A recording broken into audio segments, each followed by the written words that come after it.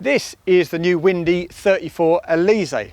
Well, actually Windy would have us believe that you pronounce that Alize, but I'm going to call it the Alize because it sounds cooler, and actually it deserves to sound cool because this is really quite a cool piece of equipment. Now, to put it in context, there's been a bit of a hole, a bit of a gap in the Windy fleet ever since 2013 when they phased out the 34 Khamsin, and that was a brilliant boat. People loved that boat, a four-berth cruising machine that was also fantastic to drive. And this is the direct replacement for that, and it has a very important job to do because it fills the gap between the 32 and the 37. Now, we saw this for the first time back in September 2022 at the Cannes Yachting Festival, but we weren't able to take it out on the water then. So we're very grateful to the guys down here in Poole at Saltwater Solutions for giving us the chance to give this new boat the sea trial it deserves.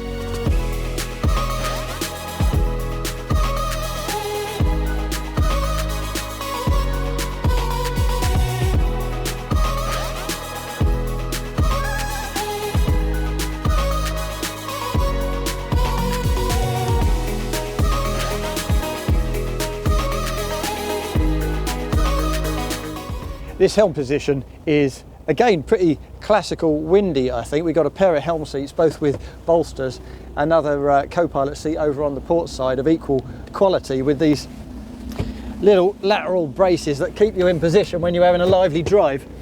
There's plenty of nice matte grey dash fabric as well, so there's no glare at all, and a big overhang here for this 16-inch plotter right in the centre. But it's pretty pared back as well. Everything you need and literally nothing you don't, but everything's pretty well placed. Here we've got a really nice little rank of switch gear for your wipers, your bow lights, your horns, the various bits and bobs. And they're each quite nicely separated by these little aluminium partitions. So if you want to hit the defroster, you don't accidentally hit the bilge pump. It's very sensible indeed, particularly when the seas get up. That's a really nice touch. Fusion stereo under there, a good bit of space for storage and knickknacks, plus a little wireless charger for your phone. You tend to see that quite a lot on boats these days. And then to starboard of the wheel, where your throttle hand sits, we've got the tabs switch, we've got the remote for that plotter, and we've got our bow thruster as well. So really, it's quite simplistic, but very well arranged.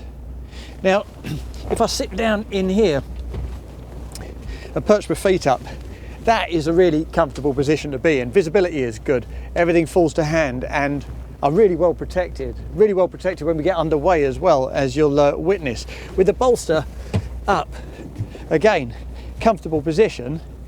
It does put the screen rim a little bit in your eye line, I would say, but it is very comfy, as I say. It's the standing position I can't quite get on board with, because in this position you're kind of reaching down a touch for your throttles. We do have an adjustable wheel, but there's so much power from that engine rig back aft, those twin 440s, that when you're operating these throttles you kind of want to be sitting down so you can brace the heel of your hand against the throttle base and make much finer adjustments to the throttles. Planing is less than 4 seconds.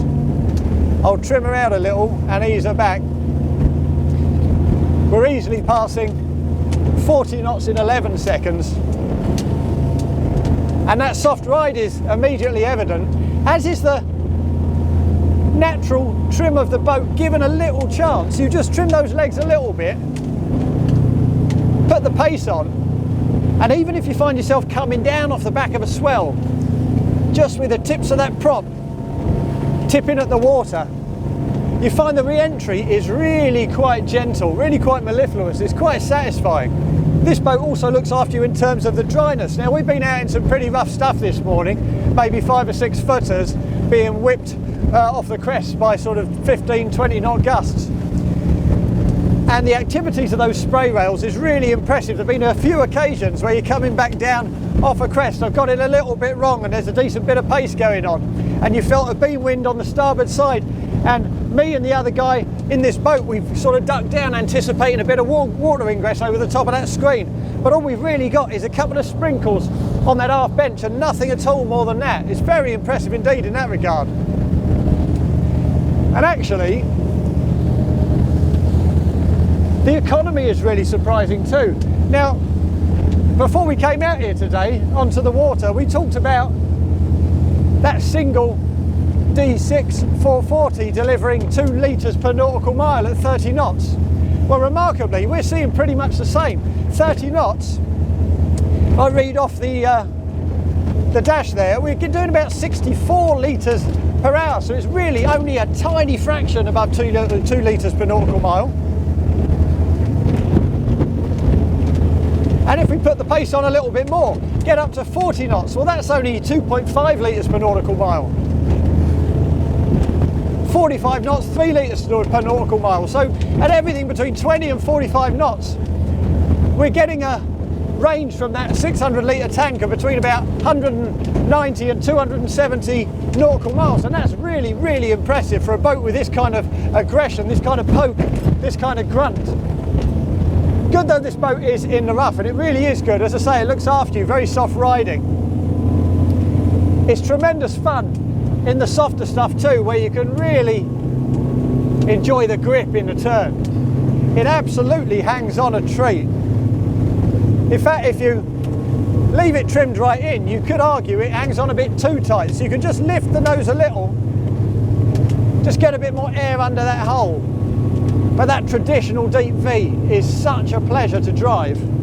It really is. You can have a really good play with this. Spend a lot of time doing this, I honestly could. And with fuel flow like that, it doesn't even appear to be that costly. Now you can also spec this boat with D4 320s, a pair of those, and that apparently will achieve round about 44-45 knots. And I suspect for a lot of people that will be enough.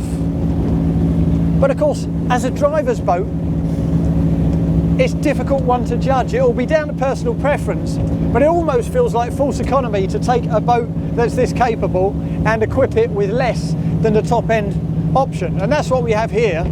As I say, we could do with stiffening up those throttle levers so that in a standing position you've got a bit more control, but it certainly does perform. Now this does look and feel like classical Windy actually. We've got this lovely flat raked foredeck. We've got quite an undercut bow, none of that kind of plumb bow business here, however trendy it gets. And by the same token, we don't have any steps on this hull. This is a traditional Windy deep V hull, about 24 degree at the dead rise, with tremendously deep, sharply resolved spray rails down there. Quite an aggressive looking hull, a fine entry. So you can expect it to be soft riding in the same way as the Khamsin was. But on paper at least, as we walk down this boat and think about how it fits into the Windy fleet, you could argue that it's kind of like the 32 Grand Zonda, but with extra style, a bit of extra space and an additional double berth. You could also argue that it's kind of like the larger 37 Shamal, but with slightly less dramatic styling from those super yacht style hull windows and with a seat rather than a wet bar in the cockpit. But if it kind of fits in between those two and takes elements of each, well, that's precisely what Windy was intending. So let's jump on board and take a closer look at the aft end. Now, before we get to the engine bay, which is very interesting in itself, we find ourselves on the swim platform. Now, as you would expect, we've got a ladder, a nice big ladder down here under the swim platform. This is a teak swim platform, incidentally. Windy has expressed an inclination to use less traditional teak on its boats, but this is plantation teak, so it's faster growing, not so environmentally damaging, quite a thick grain compared to the more traditional slow grown teak, so it is better for the world, and it's all over this boat, though not on the foredeck. Built into these swim platforms, we also have these lovely stainless steel grab handles. They're rock solid, but they keep well out of the way. You can pull yourself out with them, but of course they don't present a trip hazard of any kind. Now, as you can see, this is an asymmetrical cockpit layout, very much again in the classical sort of Windy style, with a huge sun pad on the starboard side above that engine bay and a port walkway to access that cockpit. And as I make my way in there a little bit, we'll see that we have the usual suspects sort of hidden away in these bulwarks. We've got a transom shower down here with a mixer tap, if I can pull that open. There we are. Ahead of that, we've got another little locker here. And in here we have the shore power. Now, I say this a lot to a lot of builders. I don't quite understand why so many of them do it, but having the shore power at your sole point of access on the port side makes no sense to me when there's plenty of space on the starboard side on those aft mouldings to put it there instead, just so you're avoiding trip hazards. But of course it makes sense in terms of the fit out, because we've got the breaker panel just ahead of that here on the port side as well. And let's close that back up, and what I'll do is get ourselves into this little space down here, because we've got another neat little trick. Now this here is a netting fender basket. You can't stand these things upright and close it, so you can't fit 4 in here, but it's certainly good for a couple of good bulbous fenders. And you've got another little trough there for your lines. And this actually goes down into the engine bay, so if you want you can lift this out and get down there to access the engines for servicing. And also the fact you've got heat in there helps these fenders dry out if you've got them a bit wet. Let's close that back up and take a little look at what's on top of the engine bay before we go any further forward. Now, as I say, this is quite a classical windy setup. So we got this central dining area with a drop down table, infills there. That's no problem at all. That can extend your sunbathing area all the way from the helm seats right to the back end there. And the means by which you do that is because we have a very simple sliding backrest here. I can slide that right forward. So we've got a huge, in fact I'll jump on to show you the perspective we have here, a lovely big aft facing sunbed. Is easily big enough for 3, potentially 4. If you want to slide that back about a quarter of the way, it finds its own little recess and stops in those stoppers. And then you've got a good 3-man seat facing forward opposite a 2-man seat facing aft. And in place of the wet bar on that port side, as I say, as standard, we get an additional seat facing across. So this is a really sociable cockpit arrangement. And then if you're really enjoying the party and you don't really want to exile anyone at the aft end of the boat, I'll jump over here. You push that button again and slide this all the way aft on its runners. And then we have a huge forward-facing sun pad, a really convivial sort of spot to relax under the sun, enjoy yourself. Again, in classical windy style, in fact in classical Nordic sports cruiser style, what we have is a set of canvases that is ready rigged. So this runs down the side here, the stanchions of the cockpit, runs under this seat. And the idea is that you lift this canvas out manually, you lift the bimini out in its entirety, and then once you've clipped it onto the screen all round, you use a little switch here to just tension it, make it nice and taut so you can clip it off aft. With that erected, you really do have an entire shelter cocoon right from the very back end of that sun pad where the swim platform is all the way forward to the screen here. So that is a really handy feature. Now, the one problem I have with it, of course, is right here. If I lift up that engine bay, you'll see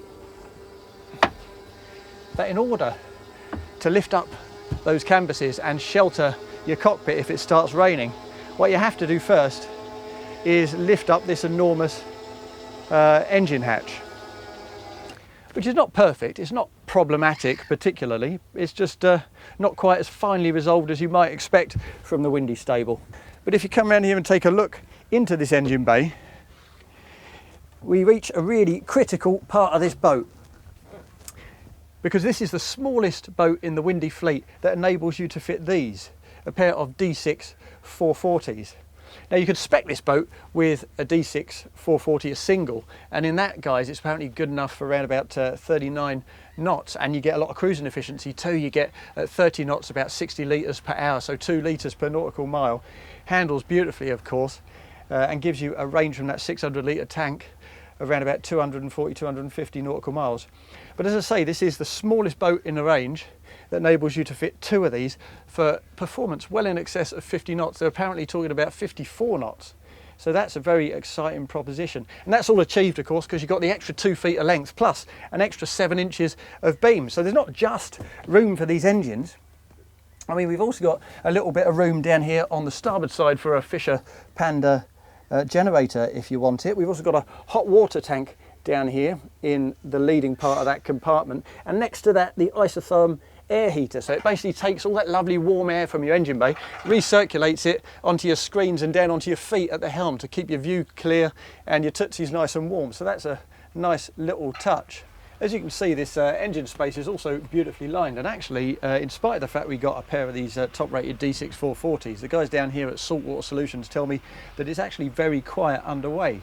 Now, what else you'll notice is this big box at the aft end of that hatch, and that hides some really good, beautifully lined storage, easily big enough for another 3 or 4 fenders and a bunch of lines.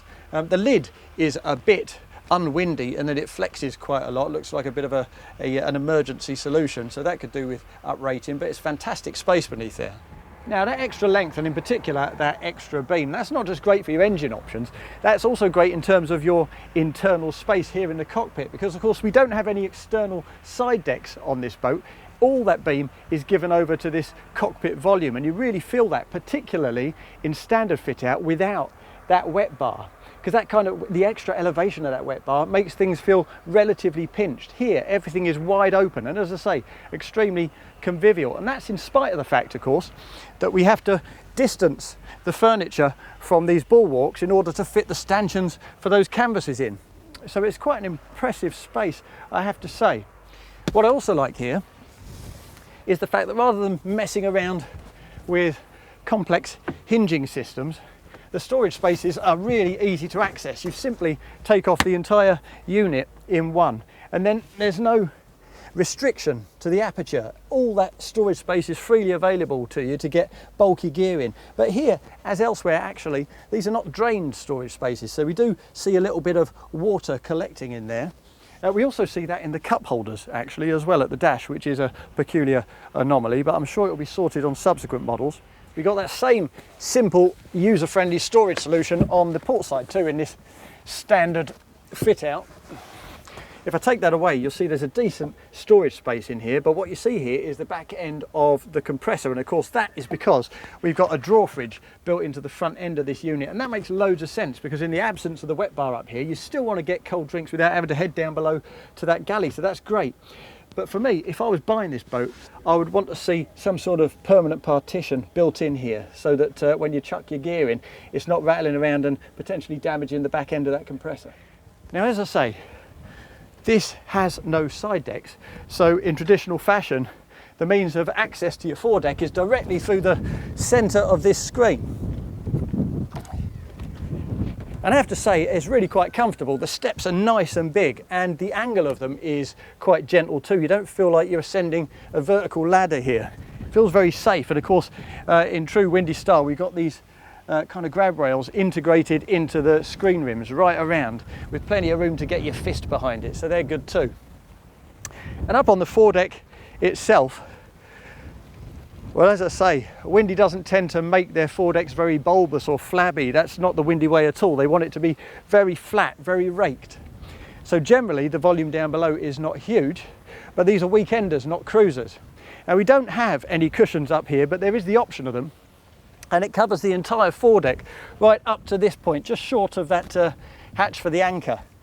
So you could easily fit 3 people up here, and you also get these nice low profile rails on both sides that adds an extra bit of security. This foredeck does look quite raised compared to various other boats in the Windy range, but it's also very flat, and the hull angles of course are very acute, so it'll be really interesting when we get down below to see what kind of volume we've got to play with. Now, the first thing you notice in here is the headroom. I'm a 6-footer and my hair kind of rubs on the ceiling, so it's not vast, but it's certainly loftier than it was on the 34 Khamsin. Now, what we have here on the port side straight away is a galley, a proper dedicated galley. There's only a single ring here, and this is a diesel stove. There are no options for gas, and that's partly because they want to make it simple, use the same diesel tank as the engines, and also because they want to make it as safe as possible. So that makes good sense. It also makes good sense that this is a proper galley, because of course we don't have the wet bar up there in the cockpit. It's an option, but as I say, I think that seating unit up there is pretty good value. We also have a decent sized sink here, decent bit of worktop as well, with a little raised edge so stuff doesn't just slide off at sea. Heavyweight that too, nice little chopping board, and a good size, nice depth of fridge at the leading edge there, plus high and low storage, and a nice long window at a relatively low level introduces a fair bit of light. And this is also quite interesting further forward. This differs from the 34 Khamsin as well. Now on that boat, there was a dinette. You'd have a little table and seating around the edge. You'd drop the table in, drop an infill and sleep there. But of course, that meant it was relatively low level because a seat has to be. Well, here they've got a permanent double bed. And the difference there is they can raise that. And because they can raise it, they obviously can make it broader because it comes higher up those hull sides. So on the Khamsin, when you had built your bed from the dinette, you would tend to have to sleep with your head aft, which given the natural trim of the boat means your head is downhill, and that is never a good idea. You never really get a comfortable night's sleep. Here though, because the bed is elevated, because it's a permanent double bed and they can afford to do that, the leading edge is much wider, so you can sleep the proper way round, and that's why we've got the reading lamps up here, plus speakers and switches and some sockets here for your electrical gear.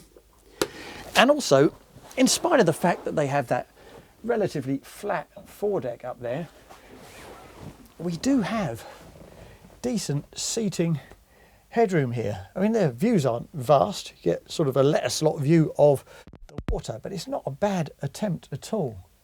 Now, if I shift myself a little further aft, incidentally, we have some nice little storage troughs here lined with stainless steel, just as we have stainless steel linings up here. It looks very classy. And this finish, I'm told, is kind of satin walnut. I expect that there'll be a lighter sort of pale oak alternative to that. Now, if we lift up this mattress, what we see here is a big storage space. Now, you can access that for quick access gear right from the front. That's permanently open. And beneath here, we have a bow thruster. Now, it actually surprised me to find the bow thruster so far aft, but of course what we have here is not a plumb bow boat. This is a traditional windy. It's quite undercut, so the bow thruster of course has to come a long way aft in order to accommodate that. So aside from that, there's no real storage under there. What we also have on the starboard side here is a proper heads compartment, and I say a proper heads compartment because there's plenty of space here for a separate shower. Again, we have decent headroom for a 6-footer. The toilet isn't in the shower either. The toilet's mounted up there next to the sink. And if I step into the shower itself, this again occupies a decent footprint. You can close that off, and it has its own dedicated seat lined with teak. So that is a really comfortable kind of day boating feature, and also quite a serviceable one if you plan to use this boat for weekends away or even more extended cruises.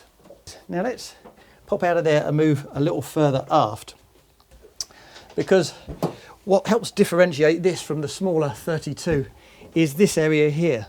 Now, beneath that big cockpit, we have a really generous size of second double berth. Now, it isn't generous again in terms of headroom particularly. As you can see, you've got to kind of crawl in, slot yourself into the space. But what we have here are two pretty big single beds, and of course you can get an infill right up the centre here, so you can use this as a massive double. And I'm looking at this boat and I'm thinking, well, where will you store these various infills? Well, if you have the cushions on the foredeck, they can just stay there permanently. You can use a cover to cover them up to keep them in good condition. And ostensibly this is a day boat, a weekender, not so much a cruiser. So if you have an infill here as well, just leave that in place. The only cushions we really need to store are these ones here, rattling around down here. These are the ones for the cockpit, for that sunbed, when you drop the table into the space. So if it were me, I would actually take these out and pop them aft in that big locker on top of the engine bay. There's plenty of space for it, so that'd be a nice fit. Just stop them rattling around elsewhere. But look, this is a perfectly serviceable space. We've got good storage on both sides. The lighting's quite nice, kind of ambient lighting. Quality is again very good, and the scale of the thing is really quite impressive. So impressive, in fact, that if I can just span the gap, oh, there we are. And when you've got that infill in place, it's easily wide enough for you to sleep sideways.